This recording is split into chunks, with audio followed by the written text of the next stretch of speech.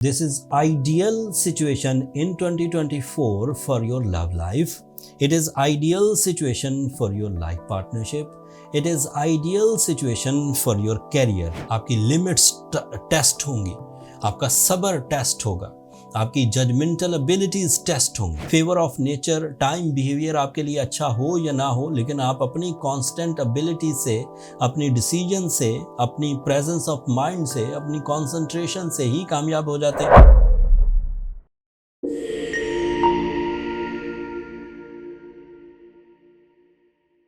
अस्सलाम वालेकुम कैप्रिकॉर्नियंस, मैं हारिस अज़मी, प्रोफेशनल एस्ट्रोलॉजर, आपकी खिदमत में हाजिर हूँ इस हफ्ते की एस्ट्रोलॉजिकल रिसर्चेस के साथ।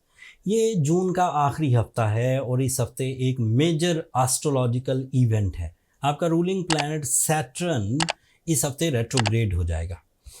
उसकी वजह से कुछ छोटी छोटी कॉम्प्लिकेशंस आ सकती हैं, लेकिन उससे पहले 6 प्लैनेट्स जो अच्छी फॉर्म में हैं उनकी तफसील बयान करता हूँ। आपके लिए मार्स इस वक्त 5th एंगल पर है and it is so positive for some big type of deals like business deals, relationship deals, educational deals या फिर overseas traveling और उसकी facilities। मार्स की फेवर आपको प्रॉपर्टी में इन्वेस्ट करने, प्रॉपर्टी से फैज़ देने, live stock, real estate, stock exchange या फिर जो एथलेटिक टाइप के कैप्रिकॉर्नियंस हैं जिन्होंने खेल में हिस्सा लेना होता है या खेल की मसनूआत बनाना होती हैं, वो लोग भी फ़ायदे में रहेंगे। मार्स की एक और फेवर है कि अगर कोई कैप्रिकॉर्नियन इंडिविजुअली अपना बिजनेस रन कर रहा है या इनफरादी तौर पर ही इतने टैलेंटेड कैप्रिकॉर्नियंस हैं कि कोई काम निपटा रहे हैं, देन फाइन। लेकिन अगर वो किसी टीम वर्क के तहत, किसी पार्टनरशिप के तहत अगर कोई एजेंडा, कोई मिशन फुलफिल करना चाहें तो वो ऑप्शन भी उनके लिए खुला है। वीनस आपके लिए 7th एंगल पर है। This is ideal situation in 2024 for your love life. It is ideal situation for your life partnership. It is ideal situation for your career. Venus जब भी कभी अच्छा होता है तो ये कैरियर को भी फ्लरिश करता है, रोमांस को भी ग्रोथ देता है, सोल मेटनेस क्रिएट होती है एंड रिलेशनशिप अपॉर्चुनिटीज़ लाइक ऐसी बहन बेटियां जिनके रिश्ते नहीं हो रहे थे, लेट हो रहे थे, या वो डिसीजन नहीं ले पा रही थी, या उनके पास प्रपोजल्स नहीं थे, या प्रपोजल्स पाइपलाइन में थे, तो अब वो कामयाब हो जाएंगी अपने रिलेशनशिप में। एंड जो मेल कैप्रिकॉर्नियंस हैं वो भी अपने रिलेशनशिप डिसीजंस ले पाएंगे एंड जो रिलेशनशिप बनेगा वो काफ़ी सक्सेसफुल रिलेशनशिप होगा, काफ़ी रिस्पेक्टफुल रिलेशनशिप होगा, काफ़ी क्या कह सकते हैं, स्ट्रॉन्ग बाउंडिंग पैदा होगी। सोलमेट एबिलिटीज़ वीनस सीजन में पैदा होती है, ज़्यादा एक दूसरे से मोहब्बत पैदा होती है। मरकरी भी आपके 7th एंगल पर है, that is otherwise very positive. Mercury is your mind skills, Mercury is your physical health, Mercury is your beliefs, Mercury is your IQ level, Mercury is your higher education, Mercury is your connection with the seniors, Mercury is your public image। तो ये भी आपके लिए positive है। तो इतने फ़ायदे mercury से मिल रहे हैं। सूरज भी आपके 7th एंगल पर है, ये आपकी लॉसेस रिकवरी की वजह बनेगा। ये आपके लिए लिटिगेशन, लाइबिलिटीज़, इंसल्ट्स या फिर जो आपके अंदर रिग्रेट्स हैं, गम है, उदासी है, आइसोलेशन है, उसको ख़त्म करने में मदद देगा। एंड जुपिटर आपके 6th एंगल पर है, that is very positive for your knowledge, for your lucky factor, for some sudden gains, for some experience based decisions. So इतने जो 6 प्लैनेट्स मैंने गिनवाए और उनके कई फ़ायदे गिनवाए, ये सब पॉजिटिव हैं।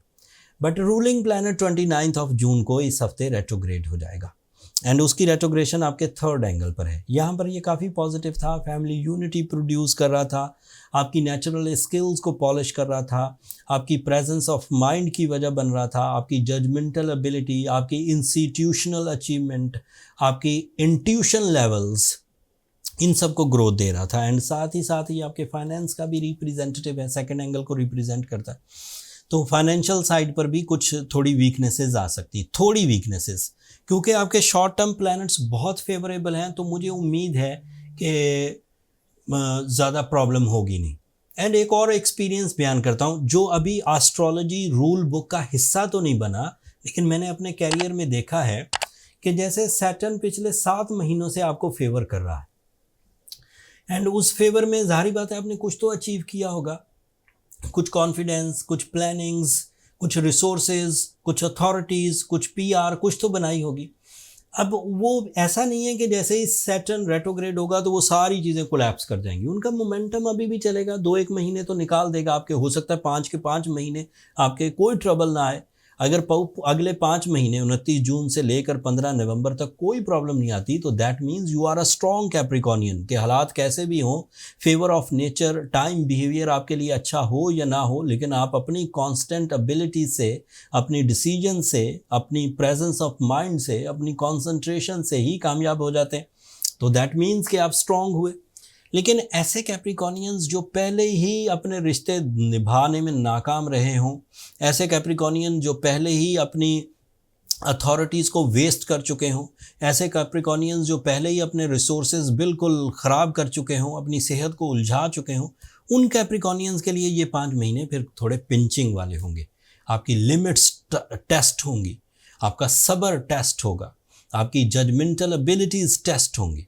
अब जो तो अक्लमंदी से आगे बढ़ें और अपने साथ किसी भी प्रॉब्लम्स को, किसी नहुसत को, किसी ज़ोफ़ को, किसी कमज़ोरी को चिपकने ना दें, वो भी इन 5 महीनों को क्रॉस कर जाएंगे। लेकिन जो कोई 15% या 20% लोग उलझ जाएंगे कैप्रिकॉर्नियन, उनके पास सोल्यूशन ये है कि वो एक तो सूरह शम्स पढ़ें 5 टाइम्स इन अ डे, दूसरा वो ब्लू सफ़ायर पहने 8 से 10 कैरेट, अगर आपकी उम्र 25 से 40 साल है, जेन्युइन ब्लू सफ़ायर पहने।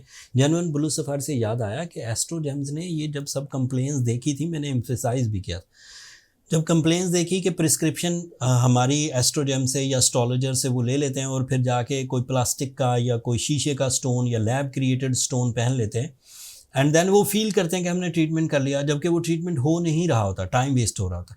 तो ऐसी सिचुएशन में फिर हमने कलेक्शन ऑफ नेचुरल स्टोन्स इकट्ठे किए, श्रीलंका से ब्लू सफ़ायर्स मंगवाए, अफ्रीका से मंगवाए, कश्मीर से मंगवाए, और उनका एक स्टोर क्रिएट कर दिया एस्ट्रोजेम्स ऑफिशियल के नाम से। स्टोर का लिंक नीचे डिस्क्रिप्शन में भी आ रहा होगा, ऊपर कार्ड पर भी आ रहा होगा। जिन लोगों को नेचुरल स्टोन्स विद सर्टिफिकेट चाहिए एंड मेरी सुपरविजन में सब कुछ हो रहा होता है, तो वो वहाँ से बाय कर सकते हैं।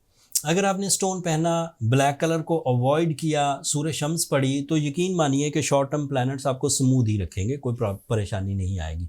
बट फिर भी एहतियाती तदबीर के तौर पर आपको ये कोशिश करनी चाहिए कि अब आप डील बनाते हुए अपने नेचुरल टैलेंट को, अपनी प्रेजेंस ऑफ माइंड को, अपने होमवर्क को, अपने रिसोर्सेज को, अपनी प्लानिंग्स को अच्छे तरीके से जज करके फिर बड़ी डील्स बनाएं। कहीं ऐसा ना हो कि आपके बहुत सारे रिसोर्सेज सैटर्न रेट्रोग्रेशन की वजह से ज़ाया हो जाए। होने के चांसेस कम हैं, लेकिन क्योंकि चांस मौजूद हैं, 0% नहीं है, इसलिए कोशिश करें कि एहतियाती बरती जाए।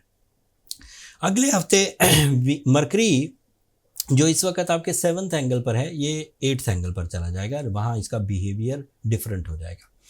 उसके बिहेवियर में क्या तब्दीलियाँ आएंगी, वो किन सेक्टर्स को मज़ीद तक़वियत देगा या किन सेक्टर्स में आपको अक्लमंदी या कुछ एहतियात बरतने की ज़रूरत है, वो तफसील अगले हफ्ते बयान करूँगा। तब तक के लिए अब मुझे और मेरी टीम को इजाज़त दीजिए। अपनी दुआओं में हमें ज़रूर याद रखिएगा कैप्रिकॉर्नियंस, आप लोगों की दुआएँ हमारे लिए बहुत कीमती हैं, दुनिया के लिए भी, आखिरत के लिए भी।